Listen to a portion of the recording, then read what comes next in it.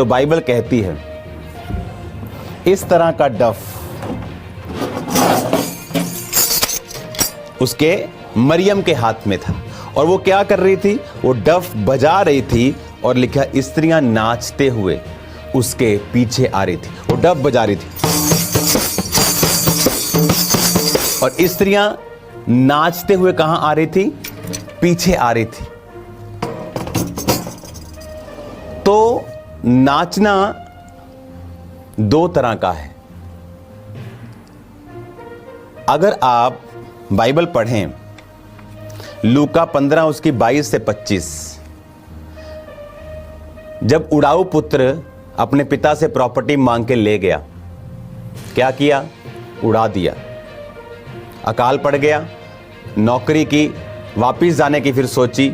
जब वापिस आया तो पिता ने फिर से उसको क्या कहा, दासों को झट से अच्छे वस्त्र निकाल कर उसे पहनाओ, उसके हाथ में अंगूठी, पांव में जूतियां पहनाओ, पला हुआ बछड़ा लाओ, मारो, हम खाएं और आनंद मनाएं, क्योंकि मेरा ये पुत्र मर गया था अब जी गया है, खो गया था अब मिल गया है।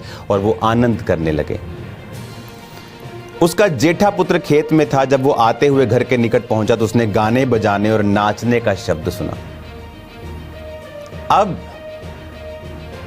नाचना कब हुआ, जब एक पापी ने मन फिराया, जब एक व्यक्ति वापिस आया, जब एक व्यक्ति वापिस आकर तौबा करता है।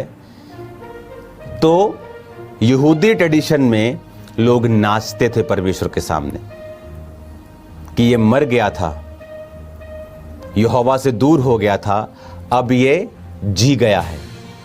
तो जब वो नाच रहे थे, इसका मतलब क्या कि ये यहूदी ट्रेडिशन में था नाचकर परमेश्वर की आराधना करना।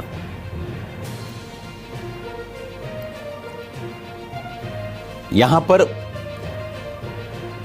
उड़ाऊ पुत्र जब गया तो वहां नाच का जिक्र नहीं है, लेकिन जब वो आया और एक तौबा हुई तो लोगों ने नाचकर अपना आनंद यहोवा के सामने प्रकट किया। लेकिन आज नाचने को क्रिटिसाइज किया जाता है। एक ही जगह नाचने पर परमेश्वर नाराज हुआ। एक ही जगह बाइबल में नाचने पर परमेश्वर नाराज हुआ। वो जब हम निर्गमन को पढ़ते हैं 32 उसकी 17 से 24 आयत,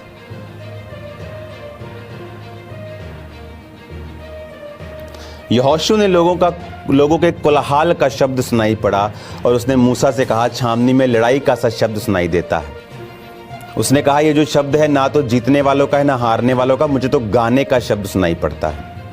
यहां पर जब मूसा पहाड़ पे था तो नीचे हारून और लोगों ने कहा, पता नहीं लोगों ने हारून को कहा, पता नहीं मूसा कहां चला गया, आएगा कि नहीं, हमारे लिए बछड़ा बना कि हम उसको अपना परमेश्वर माने और उसके पीछे चलें। हारून लोगों के प्रेशर के नीचे आके उसने सोने का बछड़ा बनाया और लोग नाचने लगे और परमेश्वर नाराज हुआ। उनके नाचने से नहीं, वो कहां नाच रहे हैं ये मैटर करता है।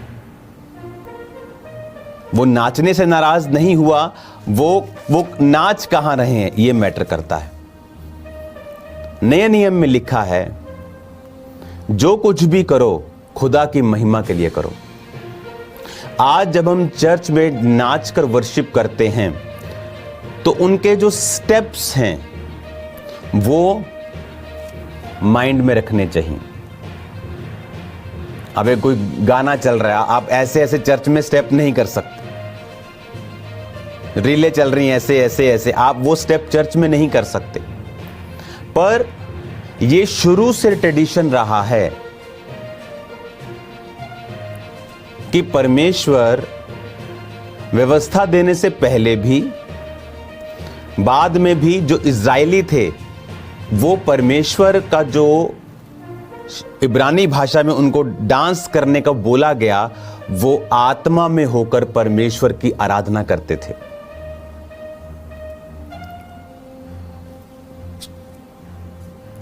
सिर्फ अगर आप दाऊद को देखें,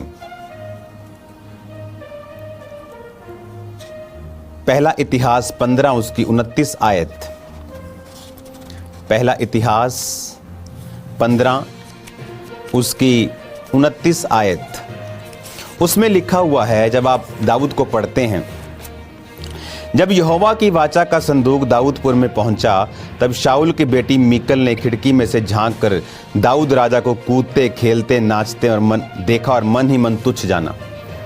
एक ही व्यक्ति है जो आपके प्रभु के सामने नाचने से निराश होगा, और वो है शैतान। सिर्फ शैतान है जो प्रभु के सामने जब आप नाचेंगे आप पर गुस्सा करेगा। दाऊद था प्रभु के करीब, शाऊल की बेटी थी संसारिक। तो जो व्यक्ति आत्मा में नहीं है वो इस फॉर्म ऑफ वर्शिप को कभी भी समझ नहीं सकते हैं। किसने गुस्सा किया?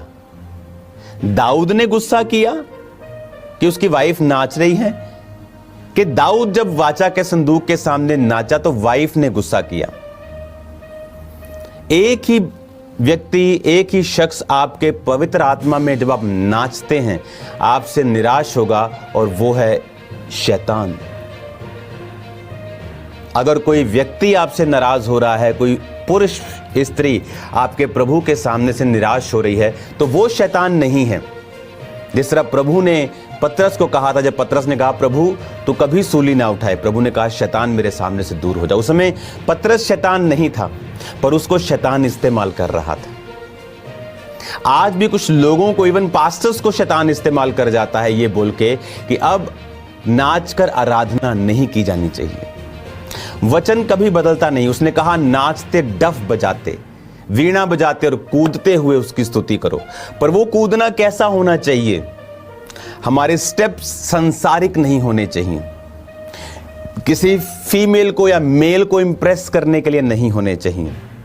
हम आत्मा में डांस करेंगे, आत्मा में नाचेंगे। अभी भी दुनिया की बहुत सारी चर्चिस में जब वर्शिप होती है तो स्पेशल एक डांस टीम आत्मा में डांस करती है, वर्शिप करती है। लेकिन जो लोग गहराई से वचन को नहीं समझते वो अपना रिएक्शन देने लगते हैं जल्दी कि रॉन्ग है, जबकि नाचना is the highest form of worship. यहोवा का आनंद मेरा दृढ़ गढ़ है, बाइबल में लिखा है। अब यहां पर जब वो उजाड़ू बेटा वापिस आया तो वो क्या कर रहे थे? नाच रहे थे। और ये एग्जाम्पल किसने दी? जीसस ने। जो चीज आपको नहीं करनी, जीसस उसकी एग्जाम्पल आपको क्यों देंगे? नए नियम में उसकी एग्जाम्पल क्यों है?